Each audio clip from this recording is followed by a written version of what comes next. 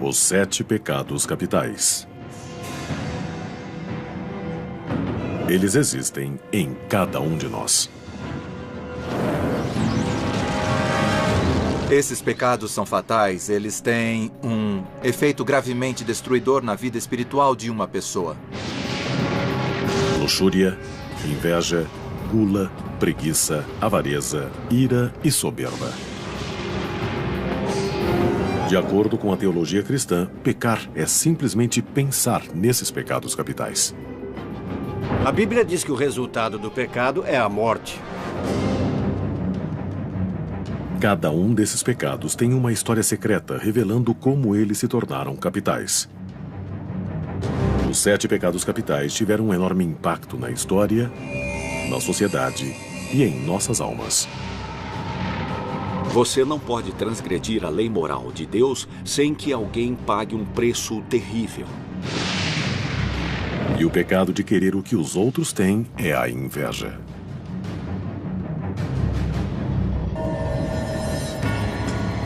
Os 7 pecados capitais não aparecem na Bíblia. 375 d.C. Eles foram originalmente escritos por um monge chamado Evagrius Ponticus, mais de 300 anos depois da morte de Jesus. Evagrius criou uma lista de 8 terríveis tentações à alma humana. 590 d.C. Em 590 d.C., o Papa Gregório o Grande reduziu a lista a 7 pecados e os intitulou capitais.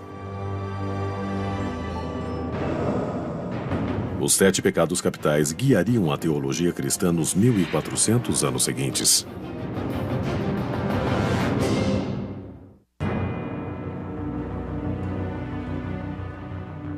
Durante séculos, os cristãos arriscaram a danação cometendo cada um dos 7 pecados capitais. Mas cada pecado tem sua própria tentação, como a inveja. A inveja tem a ver com perceber algo que alguém tem ou uma qualidade que outro indivíduo possui. E o ponto principal está em querer para si mesmo ou então querer que o outro não a tenha. Na lista da igreja, a inveja aparece como invidia, palavra latina significando olhar com malícia. A igreja tirou invídia do nome da antiga deusa romana da inveja.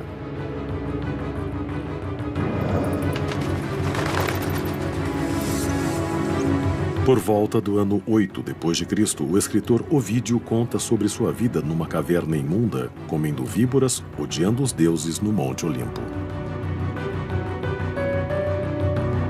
A inveja é se ressentir por outros terem uma coisa que você não tem. A deusa da inveja envenena tudo que é bom. Enquanto vagueia pela terra em busca de vítimas, flores e plantações morrem embaixo de seus pés.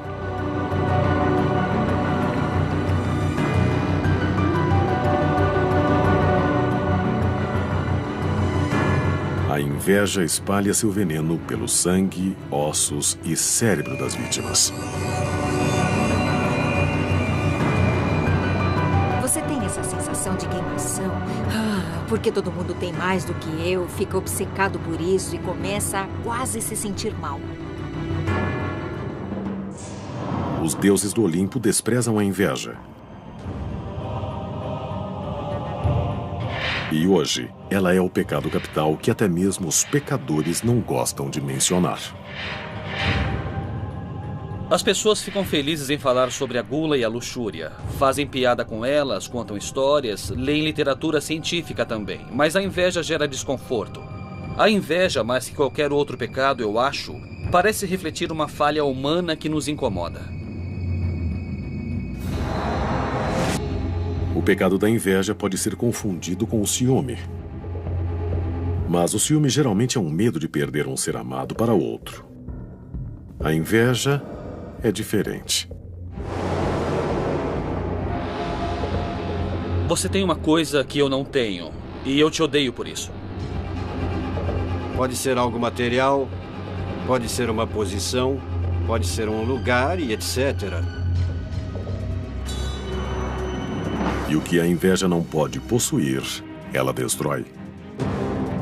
Um dos nossos padres costumava dizer, para ilustrar a noção de inveja, que o jeito de você ter a grama mais verde do seu quarteirão é não se dar o trabalho de usar adubo na própria grama, mas simplesmente jogar gasolina na do seu vizinho.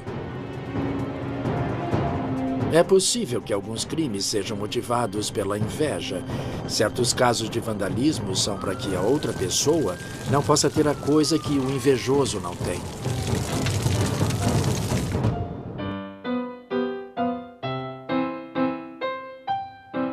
Viena, Áustria, 1791.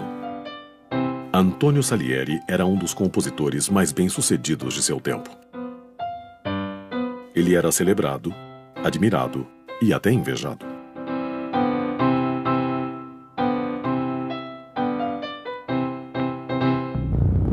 Mas esse homem talentoso invejava um homem genial chamado Mozart.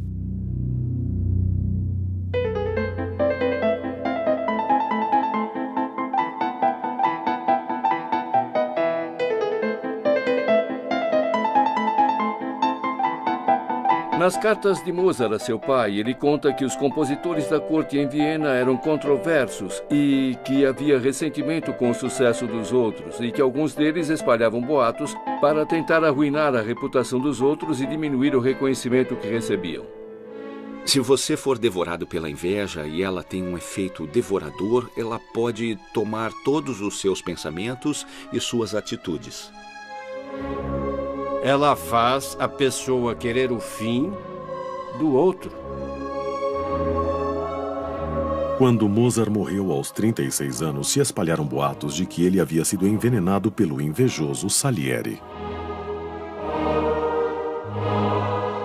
Historiadores não aceitam a ideia de que Salieri foi o responsável pela morte de Mozart. Essa história ainda é ouvida hoje porque acreditamos que há uma restrição social que esconde a rivalidade profissional.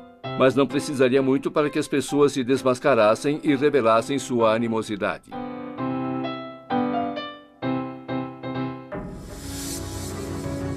De acordo com alguns teólogos, a inveja atormenta a humanidade desde o início dos tempos. Alguns cristãos acreditam que Satanás foi expulso do paraíso porque invejou Adão e Eva.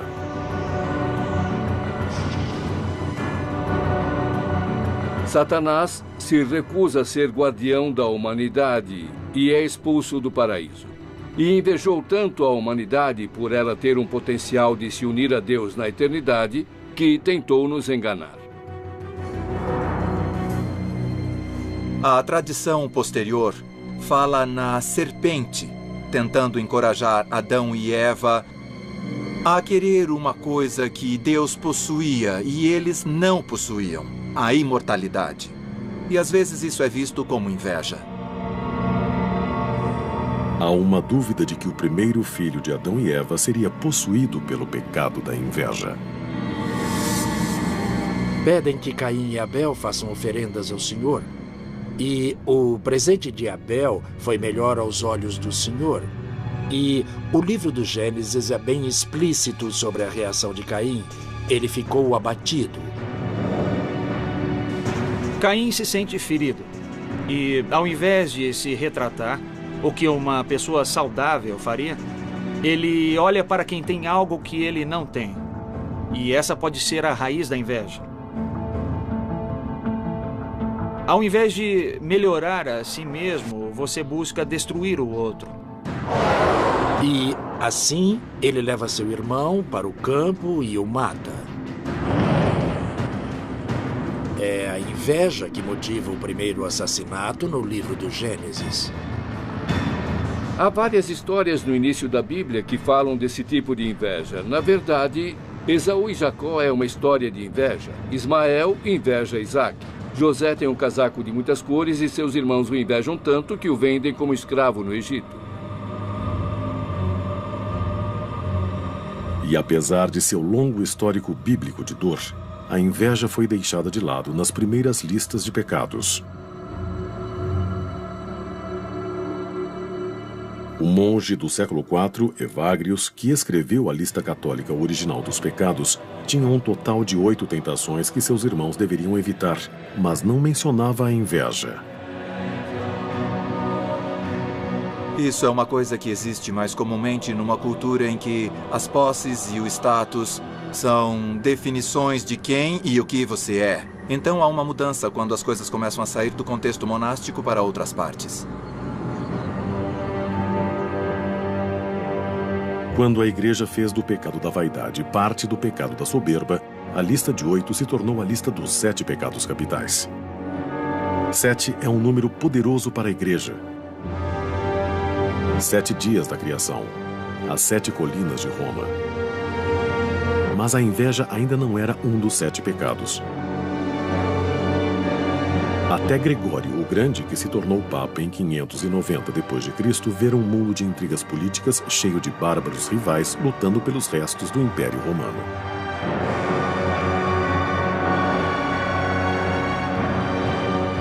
Gregório escreveu: da inveja nasce o rancor, a alegria com a má sorte do próximo e o pesar por sua prosperidade. A inveja estava viva no mundo.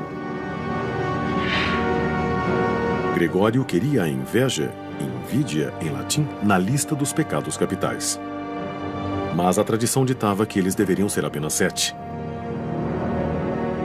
Juntando a tristeza ao pecado da preguiça, o pecado foi chamado somente de preguiça e abriu espaço para a inveja.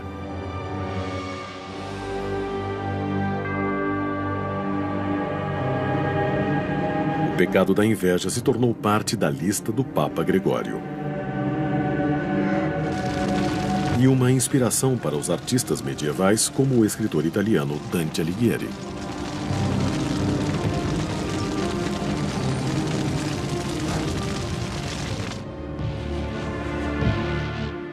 No Purgatório de Dante, os espíritos dos invejosos vagam numa terra árida com os olhos costurados por fios de arame.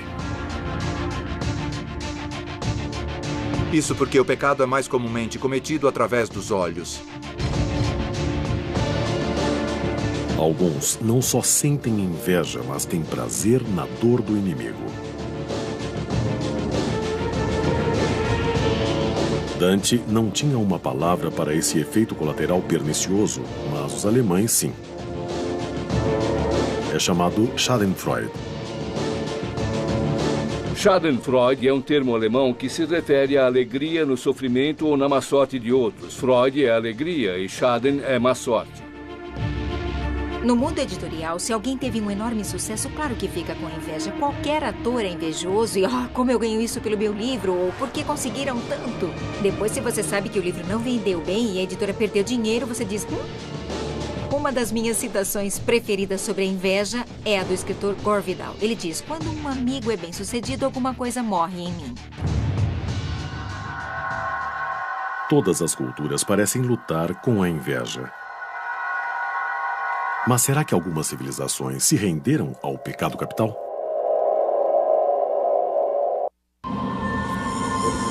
Os 7 pecados capitais são vistos como caminhos para a danação. Considerado um dos mais traiçoeiros é o pecado da inveja.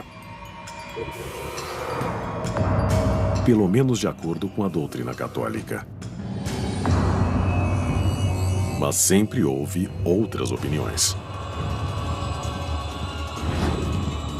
Em algumas culturas, a inveja é considerada uma expressão natural e inevitável que as pessoas bem-sucedidas têm que enfrentar. Em torno de 500 a.C., os gregos não consideravam a inveja um pecado mortal, mas uma tática política.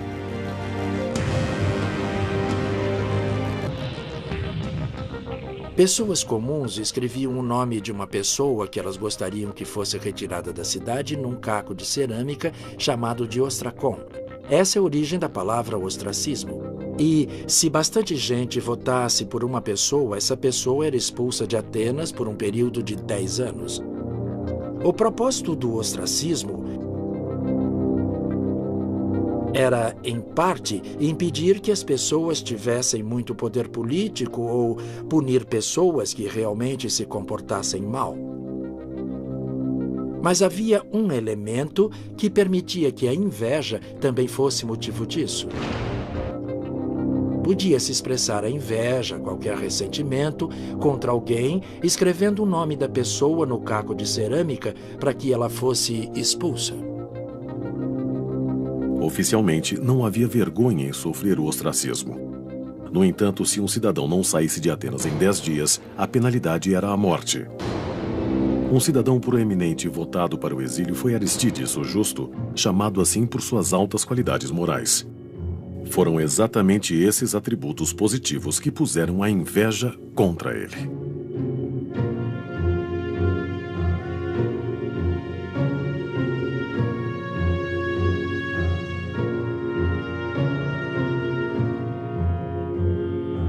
A história conta que Aristides viu um cidadão escrevendo seu nome num caco de cerâmica e perguntou: "Quem é esse Aristides e por que será que quer o ostracismo dele?" E a resposta foi: "Ele não fez nada de errado, mas sempre falam do quanto ele é maravilhoso e nobre. Isso me irrita muito."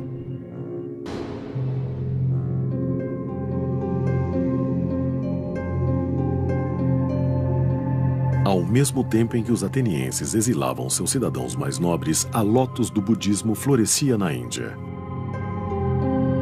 Para os budistas, o conceito ocidental de inveja é a combinação de duas palavras. Uma significando cobiça e outra significando ciúme. Os dois sentimentos bloqueiam o caminho para a iluminação e o nirvana. O que acontece na inveja é que ficamos presos a uma imagem de nós mesmos como incapazes, incompetentes e tendemos a projetar nossas aspirações e nossa competência nos outros. E aí nós pensamos, se eu tivesse isso... Buda ensinou que as almas invejosas reencarnam no reino violento dos titãs. Os titãs sempre se sentem inadequados, sempre são influenciados pelo que obtêm, nunca sentem um sucesso, nada nunca é bom o suficiente, porque eles estão presos à sensação interna de inadequação que destrói todas as coisas boas que podem acontecer a eles. Do ponto de vista budista, sempre enfatizando o lado otimista, se uma pessoa pode produzir bom resultado, então devo ficar feliz com isso, porque se entendemos bem, é assim. Bem, se ele pode fazer isso, também posso. E talvez eu possa aprender pegando uma carona. Ou talvez eu não precise fazer o que queria, porque ele fez e eu posso desfrutar dos resultados. Enquanto os budistas veem a inveja como sem saída de acordo com outras religiões, alguns tipos de inveja encorajam o crescimento espiritual. A inveja no judaísmo não é um pecado. Ela pode ser até um estímulo a algo bom. Depende de qual tipo de inveja. Então, há uma frase na literatura rabínica: a inveja dos eruditos aumenta a sabedoria. Porque se você sabe mais que eu, e eu quero saber mais, vou estudar mais. A inveja só se torna pecado quando eu quero tirar de você aquilo que você tem. No Oriente Médio, muitos se referem a esse tipo de inveja como mal-olhado. É o olhar de ódio que o invejoso dá àqueles que ele repudia.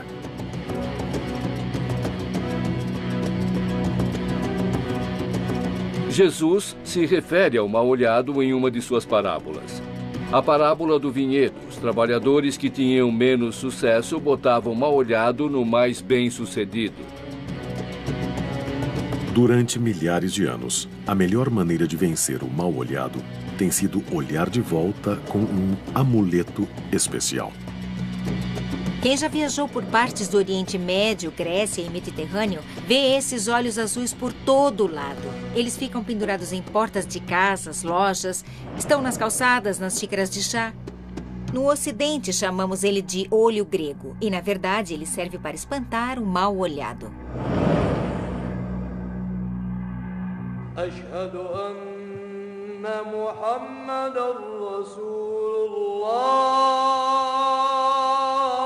No século VII d.C., uma nova religião poderosa surgiu no Oriente Médio. Apesar do islamismo ter desafiado o cristianismo, tanto espiritual quanto politicamente, os papas concordaram com a atitude de Maomé com relação aos 7 pecados capitais, incluindo a inveja. O Corão se refere à inveja como hasad e especifica como um pecado dos grandes. Há um ensinamento de Maomé que diz que a inveja destrói as boas ações como o fogo destrói a madeira seca. Cuidado com a boa sorte, porque a inveja vem logo atrás. Se você diz que carro lindo, deve acrescentar a Mashallah, que significa a vontade de Deus. E essa é uma senha que significa que você não sente inveja do outro. Em todo o mundo, a inveja andou de mãos dadas com a magia negra. Abra qualquer livro de conto de fadas. Branca de Neve e os 7 Anões descreve explicitamente a inveja como sendo o centro da história. A rainha sempre pergunta ao espelho mágico quem é a mais bela de todas, e o espelho diz que é ela até Branca de Neve se tornar a mais bela. E os irmãos Grimm dizem exatamente que a rainha ficou amarela e verde de inveja.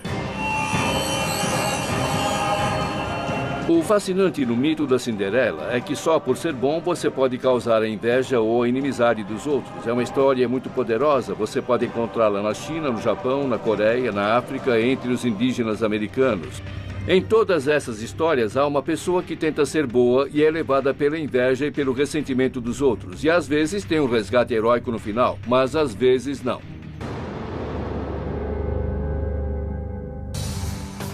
A literatura pode nos dar a experiência indireta de sentir inveja ou ser invejado. A tradição religiosa pode dar à inveja um rosto, o rosto de um demônio.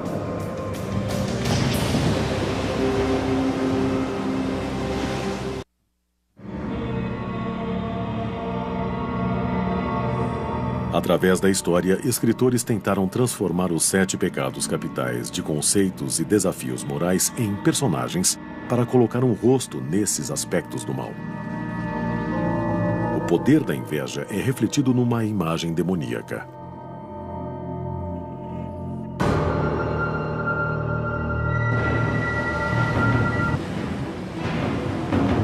A Bíblia chama de Leviatã, um monstro marinho de tamanho e fúria inimagináveis que só pode ser controlado por Deus.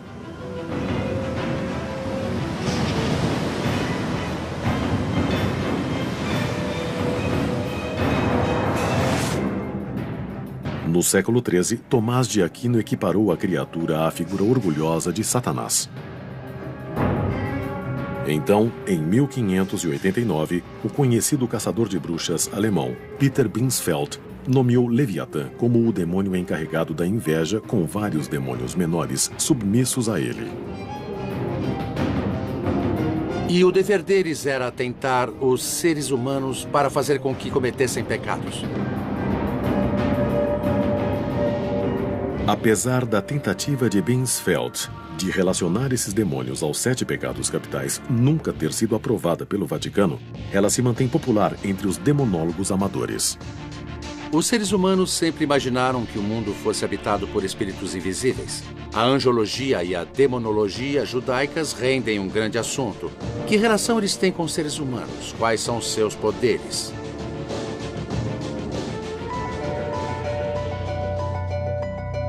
No Velho Testamento, no livro de Samuel, o rei Saul sentiu a influência de um espírito do mal sem nome. O rei encontrou alívio na música da harpa de Davi. Ironicamente, quando Saul fez do jovem seu ajudante de confiança, o coração de Saul foi tomado por um novo e mais forte pecado: a inveja. Saul favoreceu Davi, mas quando eles começaram a fazer músicas sobre como Davi tinha matado dezenas de milhares, enquanto Saul só tinha matado milhares, isso começou a incomodar Saul. Saul inveja Davi porque Davi é uma estrela. Davi é tudo que Saul não conseguiu alcançar. Davi tem o amor das pessoas, tem a promessa de um futuro brilhante. O paralelo a isso pode ser um executivo que tem um subordinado que se destaca e recebe atenção demais. Então ele tenta arruinar esse subordinado. No caso de Saul, ele tentou mesmo arruinar Davi. Na verdade, Saul tenta matar Davi com sua lança. Mas Davi sobrevive à inveja assassina do rei. Ele tem a preferência de Deus e Saul tem essa amargura enorme que vai acabar com sua vida. Mais que qualquer coisa, a tragédia de Saul e Davi é uma história sobre o poder corrosivo da inveja na política e no governo. Em 44 a.C., a inveja política de um pequeno grupo de conspiradores derrubou um governo e mudou o destino de Roma.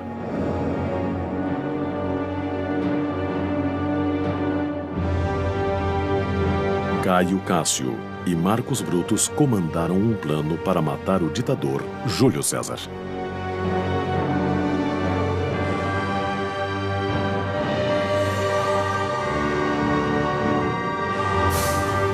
Cássio invejava César e apelou a Brutus. Os motivos de Brutus eram a preocupação com o bem-estar da República, então ele teve um motivo mais elevado, mas foi manipulado por Cássio.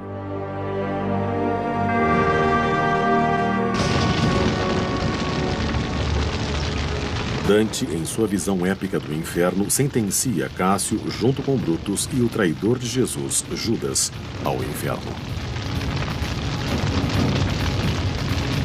No inferno de Dante, no nível mais baixo, há uma punição sendo sentenciada aos dois dos maiores traidores, aqueles que traíram César e Jesus.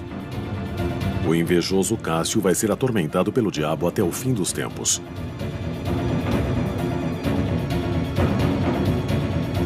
Mas o Cássio literário pode não ser uma imagem exata do assassino histórico. O verdadeiro Cássio pode ter se considerado um patriota. O que alguns viam como inveja, ele pode ter visto como justiça. Há uma relação entre a inveja, a justiça e o ressentimento. Mas sempre há o desafio sobre até que ponto algo se qualifica como um verdadeiro ressentimento ou como uma verdadeira justiça. E eu acho que se você é injustiçado, rapidamente percebe qual é esse limite. 1789.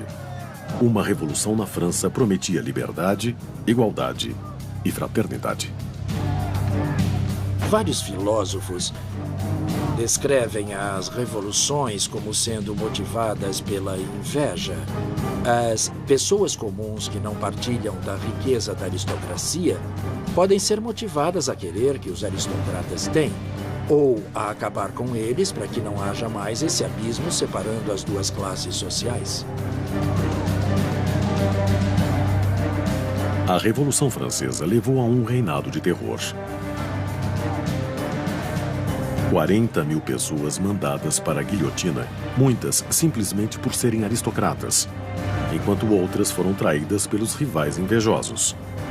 A revolução devorou a si própria enquanto as multidões se deleitavam na Schadenfreude.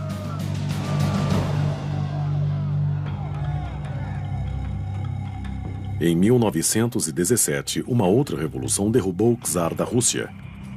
Nos 60 anos seguintes, o comunismo se espalhou pelo mundo, matando milhões, mas prometendo justiça e igualdade. A inveja se espalhou no paraíso do trabalhador como a serpente no Éden.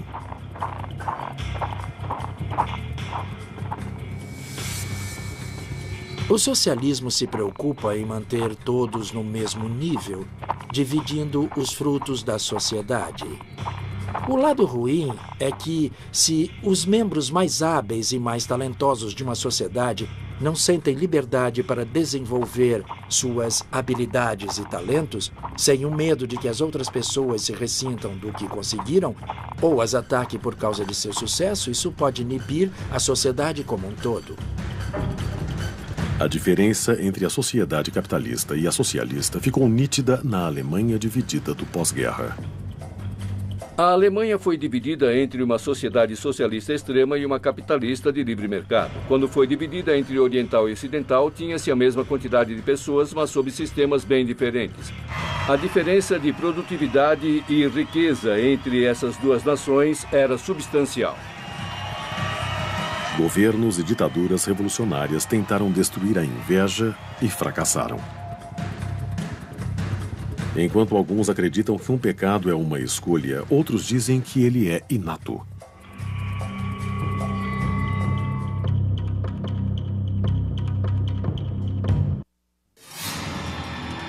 Os 7 pecados capitais. Durante séculos, eles moldaram o comportamento da sociedade. Alguns questionam se os humanos são predestinados a cometer o traiçoeiramente ambicioso pecado da inveja. No início do século XX, um novo filósofo cientista, Dr. Sigmund Freud, afirmou ter descoberto um novo tipo de inveja. Ele acreditava que a inveja era causada não por demônios, mas por desejos sociais e sexuais tão aterradores quanto qualquer demônio.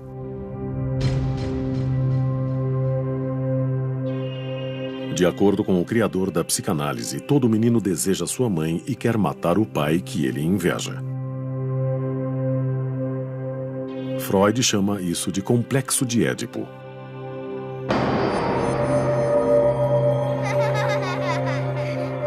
Quanto às meninas, Freud dizia que uma vez que percebem que são diferentes dos meninos, elas se enchem de desejo pelo que nunca poderão ter. Especificamente, Freud escreveu: a menina tem inveja do pênis. Essa inveja alcança seu ponto máximo no desejo dela também ser um menino. Na ideia de Freud, as meninas invejam os meninos e querem adquirir um pênis para elas se associando a um homem. Essa noção parece implausível para muitos, inclusive para mim também. Mas teve um efeito muito forte na cultura popular. Depois da morte de Freud, sua noção da inveja virou moda nos Estados Unidos. Dos divãs de psicanalistas às festas e salas de reuniões. A inveja do pênis foi usada de modo a manter as mulheres em seu lugar.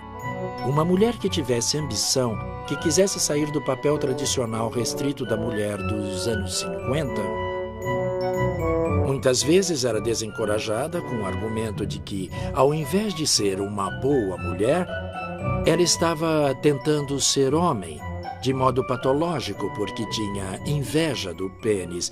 Isso era uma maneira de dizer às mulheres: nem pensem nisso. A terapeuta Karen Horney juntou a inveja do pênis à sua própria teoria: a inveja do útero. De acordo com Horney, os homens invejam a habilidade feminina de gerar vidas e sublimam essa inveja se dedicando às suas carreiras.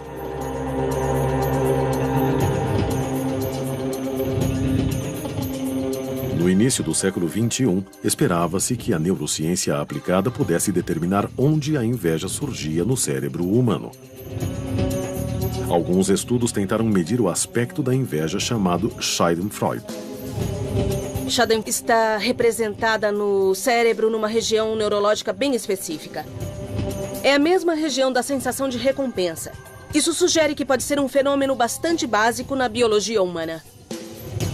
Professores de Harvard e da Universidade de Miami perguntaram a mais de 250 pessoas: que situação você prefere e qual escolheria? Digamos que você ganhe 50 mil por ano e todo mundo em volta ganhe 25 mil. Ou você ganha 100 mil por ano, mas todo mundo em volta ganha 200 mil ao ano. Qual delas você prefere? E mais da metade das pessoas disse: Eu fico com os 50 mil. Abro mão do salário de 100 mil. Fico com 50 desde que ganhe 2 vezes mais do que todo mundo. Isso mostra como a relatividade importa para nós. Há quanto tempo a inveja faz parte da formação emocional da humanidade? Um estudo do Instituto Yerkes, em Atlanta, tentou captar a inveja em um ramo da árvore evolucionária humana com 35 milhões de anos, os macacos prego. Pares de macacos prego foram treinados para trocar agrados por recompensas em comida. Primeiro, os dois ganharam pepinos. Depois, um dos macacos ganhou algo mais gostoso, uma uva. Quando o macaco recebe um pepino e vê que o outro recebe um pepino, ele pensa, ah, pepino, que ótimo, e come, sabe? Ele fica animado. Quando esse macaco recebe um pepino, mas o outro recebe uma uva, ele fica bastante incomodado. Ele rejeita o pepino, joga longe e não come, o que é chocante. Acho que a experiência do pepino é a melhor evidência de que os primatas sentem inveja uns dos outros. Mas, de acordo com alguns cientistas, a inveja pode ser um traço evolucionário positivo. Você vê outro macaco chegando em casa com 5 amendoins. E quando você sai, só consegue 3 amendoins. Você fica com inveja, meio irritado e diz, eu tenho que conseguir os outros 2. Então, a ideia é de que a inveja pode ser um bom mecanismo para ajudar organismos a descobrirem que tipo de recompensa é possível num dado ambiente.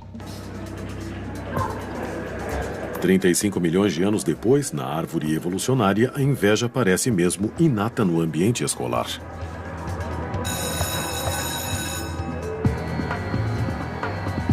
Nós temos um drama entre o pessoal. Eles normalmente brigam por coisas desnecessárias e pequenas, então com certeza eu já vi a inveja. O ensino médio é um período na sua vida em que tenta descobrir quem é e passa por coisas diferentes e olha para outras pessoas. Tem as meninas que têm inveja do visual das outras e os meninos que têm inveja dos outros com as meninas e sempre tem aquele que tem tudo.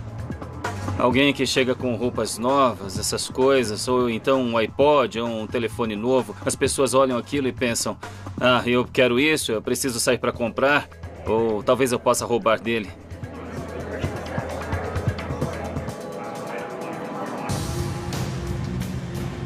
Se a inveja é inerente à humanidade, então o que se tornou a sociedade? O vício virou virtude?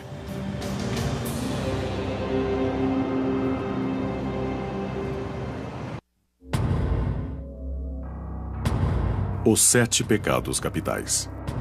7 tentações a serem evitadas a todo custo moral. Mas na sociedade de hoje, pecados como o da inveja fazem o mundo girar.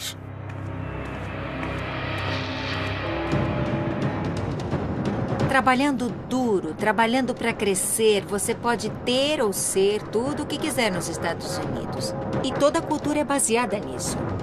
A parte feia disso é que, para que tudo funcione, você tem que vivenciar a inveja, tem que vivenciar a sensação de carência das coisas. A inveja pode ser a máquina através da qual o país funciona. Nos Estados Unidos, os gastos com consumo chegam a 2/3 da economia. Tente manter isso se todos estiverem felizes com o que têm.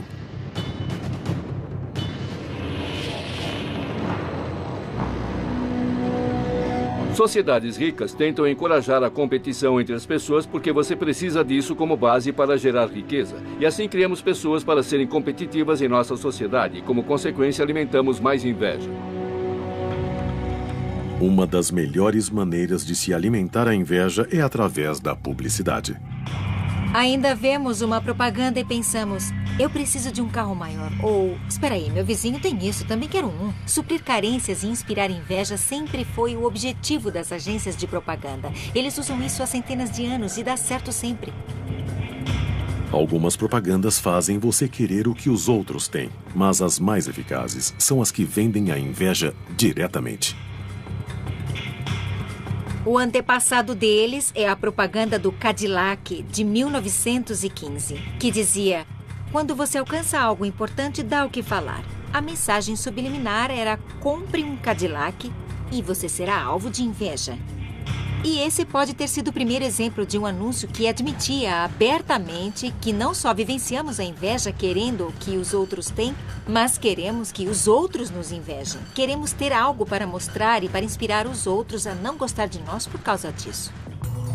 Se quiser buscar a inveja na sociedade moderna, não precisa procurar muito além de seu escritório. Não há nada de novo. Aristóteles escreveu sobre inveja no local de trabalho no ano 4 a.C. Acho que ele disse algo como: são os ceramistas que invejam outros ceramistas. As pessoas do mesmo meio profissional são mais competitivas entre si, sentem-se ameaçadas por um rival que é da mesma área. O que era verdade na Grécia Antiga continua verdade no local de trabalho de hoje. 3/4 dos empregados dizem que testemunharam a inveja pelo menos uma vez no mês anterior. 1/3 dos empregados dizem que testemunharam sérios esforços para que um rival fosse prejudicado. Eles podem começar maledicência ou elogios irônicos. A inveja pode levar até à sabotagem no trabalho. Em situações de trabalho, felizmente, a maioria das invejas é benigna, é bem insignificante. As pessoas tendem a superá-la. Mas acho que sabotagem é feita de tal maneira que você não consegue detectar. O mundo da tecnologia moderna permite uma certa dose de voyeurismo, criando pontes fáceis para a inveja. Vivemos agora num mundo tomado pela cultura da inveja. E temos a crença bizarra de que, derrubando a sua casa, a minha vai parecer melhor. O que é irracional e psicótico, sabe, ao máximo. A forma de inveja chamada de Schadenfreude às vezes faz das celebridades seu alvo. Em termos de Schadenfreude, Martha Stewart deve ser um exemplo recente. É uma pessoa que foi a julgamento e foi presa por informações privilegiadas. E há uma certa satisfação entre as pessoas que achavam que ela representava um padrão de perfeição. Há um elemento de injustiça nisso e as pessoas também gostam de ver essas pessoas por baixo. O problema da inveja é que ela é insaciável. Mesmo entre as classes altíssimas, a estratificação acontece. É igual ao pátio da escola de novo. Tinha um cara com um iate de 30 metros numa exposição de barcos e tinha um de 39 metros ao lado dele. Ele disse, o meu parecia uma sucata. E quando os iates de 120 metros foram construídos, um árabe apareceu com um de 150. Então isso não acaba nunca. Você está sempre nessa roda viva. A inveja do iate pode parecer uma diversão inocente, mas como todo tipo de inveja, pode haver um grave custo social. A inveja é questão de status relativo. Então, ter itens de marca ou de designers, dirigir um carro caro e esse tipo de coisa são maneiras de ostentar seu status, são maneiras de se gabar. E se gabar, se você pensar bem, é uma forma de agressão. Então, é questionável se é ou não uma coisa inteligente para a sociedade. Se algumas nações acabarem possuindo bens cada vez mais escassos, teremos um motivo de preocupação de que a inveja das pessoas de outras nações possa chegar a vários tipos de hostilidades e conflitos em torno do planeta. Pensamos na água, pensamos na comida. Nações que têm esses recursos deviam pensar em como minimizar a inveja dos seus vizinhos. Pensando no futuro, podemos ter muitas preocupações. A inveja pode ser difícil de se definir. Sem ela, não haveria progresso. Com ela, não pode haver paz. É o que parece. E através da história, voltando a Sigmund Freud, a Dante, ao Papa Gregório, à própria deusa romana da inveja, o monstro de olhos verdes continua como uma tentação fatal para todos.